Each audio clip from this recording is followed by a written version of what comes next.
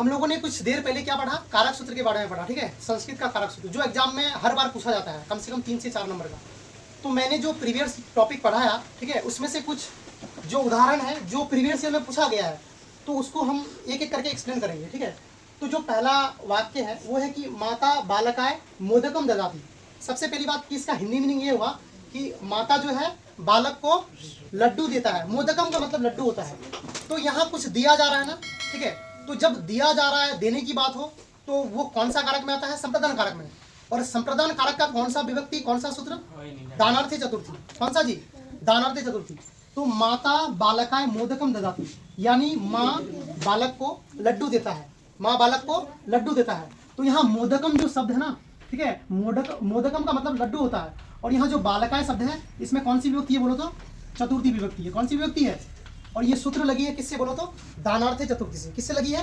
दानार्थे, क्योंकि यहाँ दिया जा रहा है, माँ क्या दे रही है? बच्चों को लड्डू दे रहा है। तो दानार्थे चतुर्थी सूत्र क्या है बोलो? दानार्थे चतुर्थी, ठीक है। पहला वाला समझ में आ गया। दूसरा सेंटेंस देखो, देखो दूसरा सेंटेंस है कि श्री गणेशाय नमः। श्री गणेशाय नमः, इसका मतलब होता है कि श्री गणेश को नमस्कार करो। मतलब हम किसी को कुछ कर रहे हैं, देखो किसी को कुछ, किसी के लिए कुछ किया जाए या किसी को कुछ दिया जाए, ये भी है संप्रदान कारक से। किस कारक से है? संप्रदान कारक से। यानी श्री गणेशाय नमः, श्री गणेश को क्या करो? नमस्कार करो। तो यहाँ श्री गणेशाय में कौन सी विभक्ति है बोलो तो? चतुर्थी है। किस सूत्र से लगी है? संप्रदाने चतुर्थी। किस सूत्र से लगी है? संप्रदाने चतुर्थी, ठीक है, संप्रदाने चतुर्थी। और चतुर्थी विभक्ति किस शब्द में है? श्री गणेशाय शब्द में क्या है? चतुर्थी विभक्ति है। बात समझ में आ रही है? तीसरा सेंटेंस देखो, मह्यम दधि रोचते, ठीक है, मुझे दही अच्छा लगता है। मुझे क्या अच्छा लगता है? तो अच्छा लगने के योग में, क्या लगने के योग में? अच्छा लगने के योग में कौन सी विभक्ति होती है? चतुर्थी। और किस सूत्र से लगता है? रुच्यर्थानाम प्रियमाणा। किस सूत्र से लगती है बोलो तो?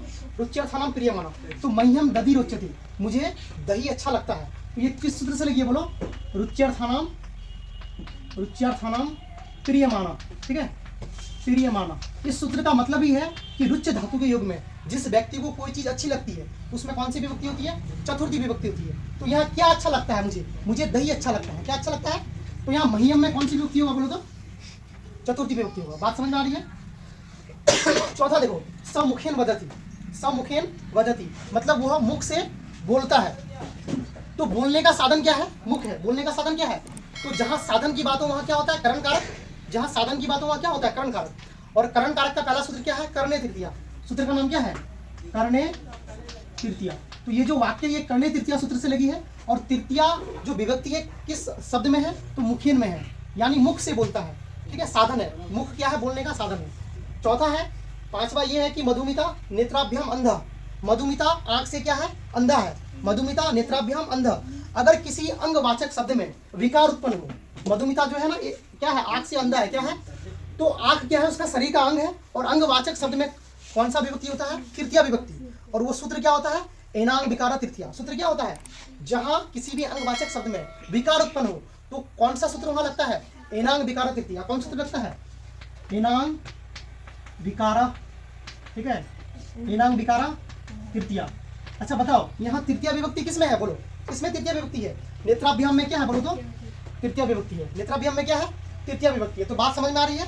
किसी भी अंगवाचक शब्द में अगर विकार उत्पन्न हो तो कौन सा विभक्ति होता है? तृतीया। और किस सूत्र से लगेगा? एनांग विकारा तृतीया से लगेगा। अब लास्ट वाला है कि हलेन कृषक प्रतीयते, मतलब हल से किसान प्रतीत होता है। अगर किसी को देखकर के अगर कोई चीज प्रतीत हो रहा है, मान लो विद्यार्थी के हाथ में पुस्तक है, कोई लड़का है उसके हाथ में पुस्तक है, तो पुस्तक देख के हम क्या समझेंगे? कि वो विद्यार्थी है, ठीक है। तो यहाँ हल देख करके हम क्या समझ रहे हैं? कि सामने वाला इंसान क्या है? किसान है। हल देख करके पहचाने ना कि हलेन कृषक प्रतीयते। तो लक्षण वाले शब्द में अगर किसी के लक्षण से किसी को पहचाना जाता है तो वहाँ पे तृतीया विभक्ति होती है। और वो सूत्र होता है इत्थम भूत लक्षणी। कौन सूत्र होता है बोलो तो? इत्थम भूत लक्षणी, ठीक है, ये सूत्र है, ठीक है। इस सूत्र से लगी है। और किसमें है? तृतीया विभक्ति? हलेन में है। तो बात समझ में आ रही है? ये टॉपिक हो गया समाप्त।